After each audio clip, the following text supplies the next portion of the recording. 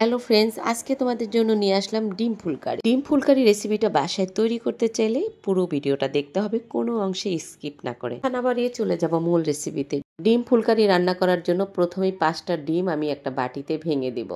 দিয়েছি হাফ চামচ হলুদের গুঁড়া, হাফ চামচ মরিচের গুঁড়া, স্বাদ মতন লবণ, অল্প একটু পানি দিয়ে আমি ডিমগুলো ফেটে নিচ্ছি। এরপর হাফ বয়েল করে নেব। একটা বাটিতে ডিমের গোলাটা দিয়ে ঢাকনা দিয়ে একটা ফ্রাই প্যানে পানি দিয়ে আমি বসিয়ে দিয়েছি।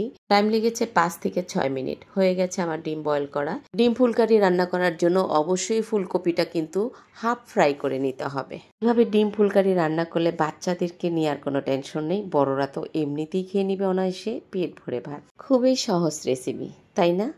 ঝামেলা মুক্ত রেসিপি। আসলে আমি খুব সহজ করে রেসিপিগুলো আপনাদের সামনে তুলে ধরার চেষ্টা করছি, যাতে আপনারা বাসায় তৈরি করতে পারেন আর নতুন আপুদের কাজে লাগে। যদি কাজে লাগে আজকে রেসিপি, তাহলে অবশ্যই একটা কমেন্ট করে দিবেন।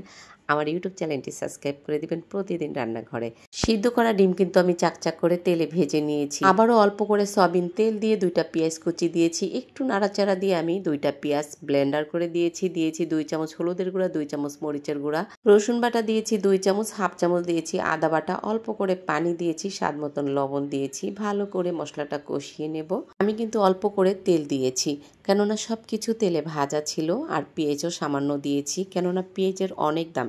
এই ডিম ফুলকারি রান্না করার জন্য তেমন কোনো মশলার প্রয়োজন নেই, এটা এমনিতেই অনেক মজা।